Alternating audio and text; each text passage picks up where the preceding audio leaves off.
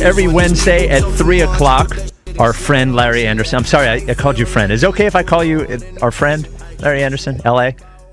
Yeah, just don't do it a whole lot. Okay. But Jack uses it to get restaurant reservations. Yeah. He's way in the back. Yeah. So we had the first NL East championship since 2011. Can you put some context on that about what you think it means to the team overall to, quite clearly the World Series is the goal, but what this small goal on the way to it means? I think it's a big stepping stone for a team that, you said, 13 years. It's a huge accomplishment. And I think, the players can say they expected to do that. They hope to do that. When you go into spring training, you got to go in believing you're going to win the World Series. You have to go in with that attitude and that mentality, or you don't have a chance if you don't think that.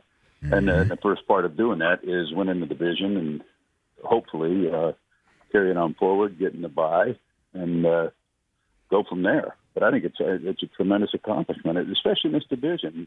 Even though the Mets start off slow and the Braves had all the injuries, you never know what's going to happen. So for them to go almost wire to wire, I think is tremendous. Yeah, and it has to be a good feeling for these guys, L.A. Yeah. They set this out as one of their goals. They weren't shy about talking about it and speaking on it. And to see that banner flying out there in center field, there has to be a sense of pride there and of accomplishment. And I think it's okay. Yeah. It's certainly it's a great accomplishment, but it's I guess you could look at it and saying, well, it could be a little tainted if that's where it ends. Right. Yeah. Of course. Yes. Yes. But I think it's a confidence builder, and it's a stepping stone to get to where they want to go. And I think that's the way they look at it, and I guess rightfully so. But it's certainly there's more boxes to check even before the regular season's over. How much do you think? I thought about this the other day. How much of the Mets getting off to a slow start? They started off pretty slow, and then the Braves with the injuries they had pretty much throughout the first half of the season, and the Phillies getting off to a fast start. I guess I'm getting to the lethargic second half of the season that the Phillies sort of played baseball, 500 baseball.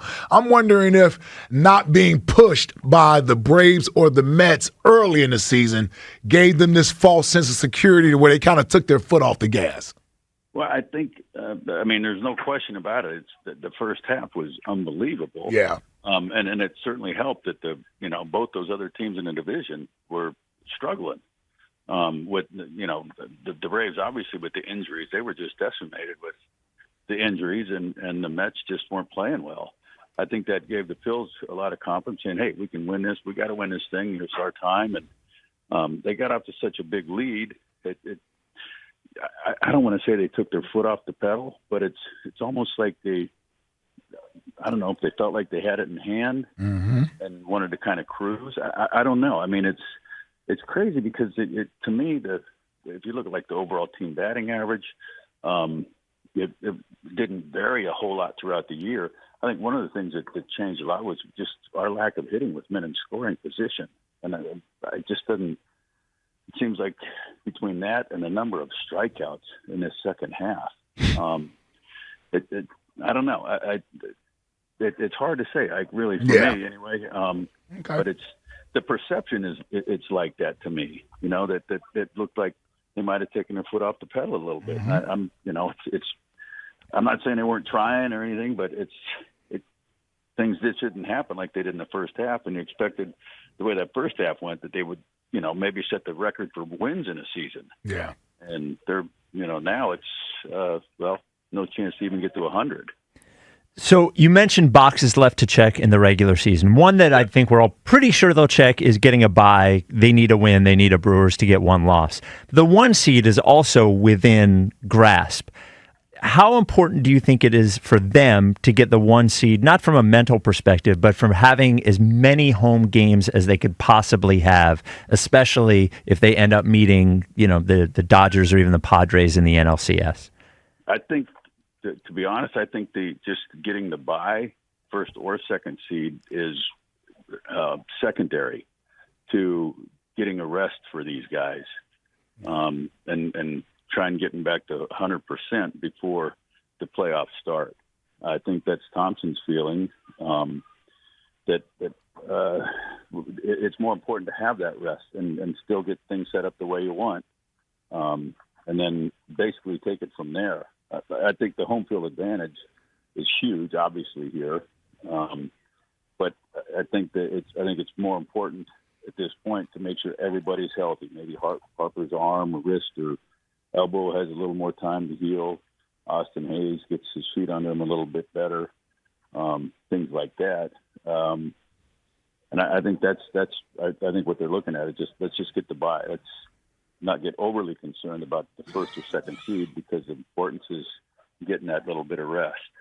Larry Andersen with us, as he is every Wednesday at 3 o'clock. So assuming they get a bye and they're able to set up the rotation as they would, if you were setting the rotation, Chris Sanchez's numbers at home are much better than on the road. Would you consider starting him at the number 2 spot so his first start is at home as opposed to Nola in that first series? I wouldn't consider it. I would absolutely do it. Oh, there you go. Do you think Topper would consider it? I think so. Okay. Yeah. It doesn't feel like a Topper. I don't know him personally, but he does seem Nola's my 2. He's my guy. I'm going to put him there. So that's why I ask. I think, and I totally agree in that respect for Topper. I mean, he's the manager and he's going to make that decision. But if it was me, I would start him here in the second game. Mm-hmm. I mean, Nola's pitched. He can pitch on the road in the playoff game. He can pitch at home. I think there's a big difference between Sanchez, doing it here, and that's my feeling. I think he's been so good at this ballpark. Take advantage of that, and that's where I would go. I mean, but I agree. Topper's he's been the guy. He's a big game pitcher. Saying he comes up big in all these clinching games. But that remains to be seen. I think it also might depend on who we're playing. Sure. Mm-hmm. That I think obviously that's going to be a big part of it too. That if it's somebody that he feels maybe Nola can handle better against an offense that maybe he's had more success against, then I think it makes it even more of a possibility that you start Sanchez at home. If it's the other way around, maybe not. It just depends. So, as it stands now, we really have no idea who we would face in the NLDS. It could be the Mets, Braves, Diamondbacks, Padres, Brewers. Is there one team on that list that you think you'd feel most comfortable with the Phillies playing in the NLDS? For me, honestly, I don't think any team's overly confident playing anybody that's in this mix. Yeah. I really don't. I don't see a team that I say, I'm not worried about them at all. And part of that is, to me, that is the lack of our offense in the second half, consistency in the offense. I mean, we can go out and throw up a 12-run game like we did the other night. Then we can turn around and have a game where we don't get a hit for the first 5 innings. And that it varies. The inconsistency there scares me as much as anything. But this team can go on a roll with any other team too. But I think everybody in this kind of looks at it the same way. It's like, well, you look at the Dodgers lineup, but then their pitching is a little suspect right now. Yeah. And so everybody has flaws. So I don't think any team is overly confident going against any other team. It's pretty amazing because at the beginning of the year, the rest of the National League looked like nobody really stuck out. And now it looks like every team making the playoffs. Like hitting their stride. Yeah, now. It's incredible. It seems like the best National League I can remember in a long time, at least at the top of it. Yeah, I mean, the parity, and you look at that, and I think baseball loves that. And I think, it's what the Mets are, 23-6 now in their last 29. They're playing well. Arizona's had some struggles, but I think they might have a little more confidence going against us because of last year or the last series there. But they just, again, I just think everybody has is capable of going the whole way in this thing, and these teams in this final 6 teams or whatever. Yeah, final 6 teams, 7 teams, all battling it out. I think it's up in the air. I mean, obviously, I believe in the Phillies, and I think they can do it, but I'm certainly not overconfident no matter who they play.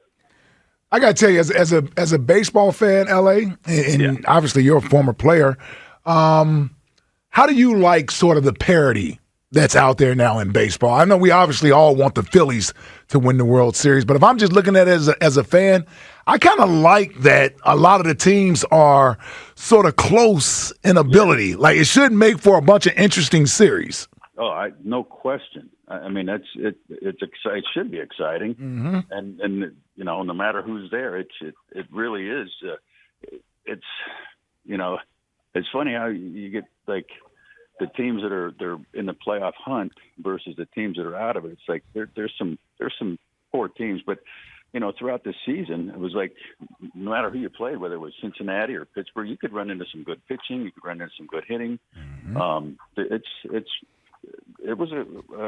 It wasn't an easy road. I think the Phillies, because of the start they got off to in that first half, made it a little easier. But there's some talent out there. Yeah. And to have these teams that we have now, and to say 7 teams that are vying for it, no matter how it turns out, it should be really exciting. And I think as a fan, I think people like that. Right. Although I think the fans here would probably prefer. Sure. The Phillies were heads and tails above everybody else. I would. Sure. Yeah, I would prefer they win every single game, actually. It would be better for my anxiety. Exactly. So last one from us, LA. Yeah. So yesterday on the show, I have to ask you, as a not only former player, legendary broadcaster, 93 Philly, I think will become important. Yesterday on the show, I said at the beginning of it that while I think they should celebrate winning the NL East and they should have fun and they should be proud of themselves, I was watching the celebration on Tuesday night thinking to myself, wait a minute, are we punting a game tomorrow? We got to win. We got to get a bye. Is that out of line, I guess? Do you think that doing that the night before a game when you do have a win you can get, Dodgers went and lost last night, all that sort of stuff, do you think that is an appropriate thought, I guess, to have? I think to go out and celebrate is fine. Having a couple of social sparklers, I don't think hurt anybody. But if you get social sparklers, I don't think I've heard that one. We're going to steal that. We're stealing that, just so you know. That's a good one. Yeah. That's actually from one of my good friends, may he rest in peace, David West, used to. Oh, yeah. Going out and having a social sparkler. I like that. But it's, I think you have to, there has to be moderation with everything. And I think that especially in that situation, there probably should be a little moderation, but I guess, some guys can recover better than others. Lots of coffee, lots of caffeine. Yeah. Come on, man. Stubby dove over the first baseman last You know night. what? I thought he was going to get up and maybe, upchuck a little Yeah, bit. Stubby was the least of my worries. I know that dude can handle it. He's built for this. Exactly. All right, LA. Well, we got the playoffs coming up, and I would like to congratulate you and all of us for not having to watch any more Taiwan starts the rest of the year. That's me saying it, not you saying it. It was I've been maybe not quite to that extent. I've been there, but yeah, we've all struggled, and I feel bad, but it's, man, you got to figure something out there. Yes, sir. Yes, sir. All right, there he is, Larry Andersen. All right, brother. Next time we'll talk to you, we won't even know who we're gonna play because there won't be any Phillies baseball going on, God willing. But we will talk to you next week. We appreciate it as always, LA. Sounds good, guys. Take care. Thanks, man. Right. 93 Phillies were kings of moderation. I think they're very good at moderation.